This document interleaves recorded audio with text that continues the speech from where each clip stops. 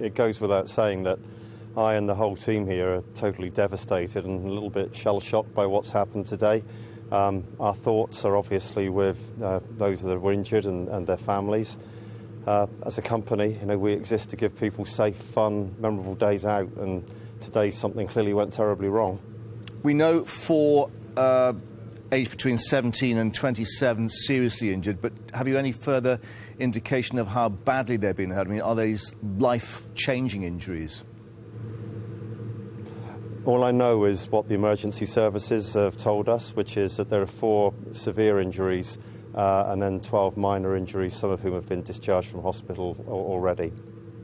Clearly there are questions now for you and the Health and Safety Executive in that we assume that there are fail-safe mechanisms on these rides that should prevent this occurrence. No, that's absolutely right. Tens of millions of people ride roller coasters around the world every day. In Alton Towers, over decades, we've never had an accident like this, and technically it should be impossible for 2 cars to be on the same section of track at the same time.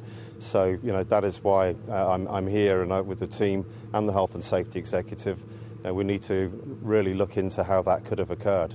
And what of the carriages, the cars themselves? Are they crash tested as such? Are they strong and resilient enough, bearing in mind these appear to be leg injuries that these people have suffered? They're strong and resilient, and there's a lot of stuff going around. I mean, actually, when somebody is sitting on a roller coaster car, the car can't come off the track.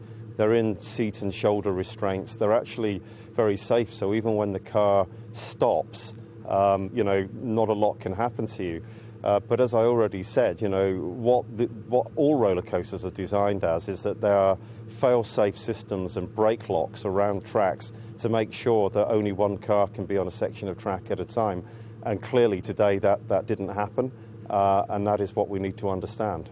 Is there also a bigger question now about the scale and design of these rides, bearing in mind this was 25 feet high that the rescue took place, and yet, as we can see from the pictures we're showing while we interview, it took 4 hours to get these people out, and clearly that could have had an impact on their well-being. Look, honestly, I guess the emergency services took the decisions, around the injured people, and in the nature of the industry, the injuries meant that they wanted to have a stable platform. Certainly the ride was off the ground, but it wasn't excessively high. I think it was more to do with the fact that they wanted to make absolutely certain that we got the injured people off in the most safe and effective way. What about public confidence now, however? Clearly your company took a hit on the stock exchange, shares down 3%. Could this get many people to question whether these really are safe? Well, look, you'll forgive me if I'm not really that focused on the share price at the moment. Myself and all of my team, we do this because we're passionate about it. People love the business.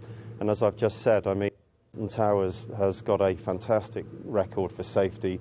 Tens of millions of people have visited and ridden the rides, as they do not only around the Merlin Group, but around many theme park groups. This is a very rare but tragic accident, and I am determined to try and find out what made it happen.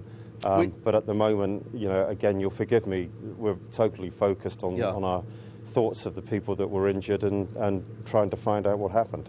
And yet there are reports that there were indications there was a problem with the ride this morning. 2013, the ride was closed twice after a bolt was seen to fall off when plastic guard wheels came loose and hit front row riders. I mean, it's not been without its problems. Look, all rides, particularly when they're new, have technical glitches, but I go back to what I said before. Actually, sitting on a roller coaster car that is attached to a track from which it cannot come off, and where you have shoulder restraints that cannot come on locked, is a very safe place, and that is why, there haven't been records of injuries like that.